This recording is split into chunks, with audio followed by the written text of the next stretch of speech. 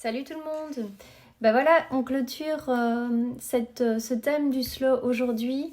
Qu'est-ce qu'on sait? On sait depuis lundi ce que c'est le slow, que c'est bien un mode de vie. On sait pourquoi c'est important pour nous de ralentir. On sait comment trouver le temps pour ralentir. On en a beaucoup discuté hier. Et donc aujourd'hui, on va se dire, ben voilà, dans le temps qu'on a réussi à récupérer parce qu'on s'est organisé en amont, etc. Je ne vais pas revenir tout ce que j'ai dit hier. Maintenant, on va mettre des choses dans ce temps qu'on a récupéré. Donc, on va apprendre à choisir ce qui compte vraiment pour nous. Voilà le thème d'aujourd'hui. La première chose à faire pour savoir ce que vous allez mettre dans vos moments maintenant pour ce qui compte vraiment pour vous, c'est de trouver vos priorités. Alors ça paraît simple comme ça, mais ça l'est pas du tout. Et donc ici, je vais emprunter une technique que j'ai découverte dans le bouquin Kilomètre Zéro que je vous ai présenté il n'y a pas si longtemps que ça. Et donc, il suffit de, c'est toujours facile, mais je recommence avec mon il suffit. Vous imaginez votre vie comme si elle était dans un bocal. Dans ce bocal, vous pouvez y mettre trois choses. Des pierres, grosse taille, des graviers, un peu plus petits, et du sable. Alors il faut imaginer qu'au bout du compte, les pierres, celles qui prennent le plus de place, sont vos indispensables, donc vos priorités, ce qui est vraiment, ce qui compte pour vous, ce pourquoi vous ne sauriez pas vivre. Ensuite viennent dans les graviers ce qui est essentiel pour vous, donc ce qui fait aussi partie intégrante de votre vie, mais qui n'a pas autant de place, d'importance, je vais dire plutôt d'importance. Et ensuite, la troisième chose qui va être représentée par le sable, ce sera les choses qui vous font du bien. Alors, dans ce pot, si vous imaginez le remplir de sable, ça veut dire de toutes ces petites choses qui vous font du bien, mais qui en soi ne donnent pas une valeur ajoutée à votre vie ou qui ne sont pas vos priorités. Si vous remplissez votre pot de vie de sable, il n'y a plus de place pour vos gros cailloux, pour vos grosses pierres, et il n'y a plus de place pour les graviers non plus. Si je vous donne un exemple, on va reprendre, parce que c'est facile, puis je trouve que c'est moins intrusif dans votre vie aussi. Si on prend comme exemple le téléphone, passer son temps sur son téléphone, que ce soit pour aller voir les dernières news ou passer son temps sur les réseaux sociaux, voilà, ça fait partie des choses qui vous font du bien. On le conçoit, c'est normal, c'est comme ça. Mais si vous passez votre temps là-dessus, au bout du compte, votre pot de vie se remplit de ces moments-là et il n'y a plus de place pour les graviers ni pour les cailloux. Donc la première pour les pierres. Donc la première chose à faire, c'est de définir vos priorités, donc vos grosses pierres. Qu'est-ce que vous voulez qui prenne le plus de place dans ce petit bocal qui représente votre vie? Par exemple, ça peut être votre santé, parce que si vous êtes malade, vous pouvez avoir tout ce que vous voulez, ça va pas. Ça peut être votre famille, ça peut être votre travail ou votre épanouissement personnel. Moi, par exemple, c'est les essentiels. Par exemple, moi, mes essentiels, c'est la lecture. Moi, je ne saurais pas me passer de lecture. Et puis après, définissez les choses qui vous font du bien. Quand vous aurez défini comme ça vos priorités par an, donc à partir du moment où vous savez comme ça définir quels vont être vos indispensables, donc vos priorités, essayez d'en avoir que 3, ça sert à rien d'en avoir 3 parce que voilà, le bocal il est là et on n'a pas tout ce qu'on voudrait avoir dans la vie.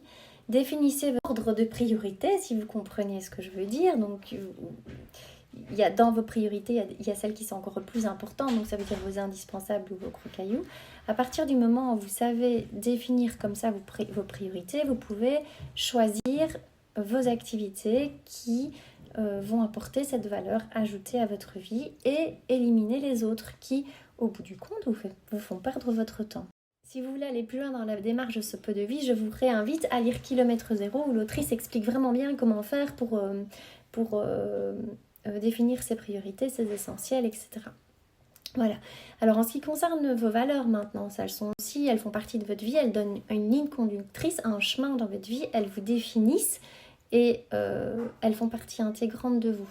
C'est indispensable aussi de connaître ce qui vous définit au bout du compte. Et là, il y a une technique simple que j'ai empruntée d'un livre, ça s'appelle Ago, on ralentit. Et ça, je vous le présenterai aussi bientôt. Vous écrivez un petit texte de 10 lignes, mais si vous avez envie d'écrire plus, ne vous arrêtez pas surtout. ou vous expliquez simplement comment vous vous sentez. Actuellement, je me sens fatiguée, anxieuse ou épanouie, bien dans ma peau, je me construis, j'apprends, tout ce que vous voulez. Et vous faites la même chose à côté, dans une autre colonne, avec comment vous voudriez vous sentir. Quand vous avez ainsi vos deux colonnes avec une partie, donc comment vous êtes actuellement, et l'autre partie, l'autre colonne, comment vous voudriez être, vous prenez du temps pour entourer, si vous voulez, tous les adjectifs qui définissent un petit peu votre vie actuelle et votre vie future. Et ça va vraiment vous donner un peu une claque en se disant mais mince, moi je suis comme ça et je voudrais être comme ça, ou au contraire je suis vraiment dans ce que je voudrais être comme parcours, avoir comme parcours de vie, ou sinon voilà, ça va définir vos valeurs et ça va aussi vous aider à aller vers ce que vous avez envie, ce que vous voudriez être plutôt. Donc voilà, je vous conseille de faire l'exercice, c'est assez parlant aussi et c'est assez sympa à faire. Donc voilà.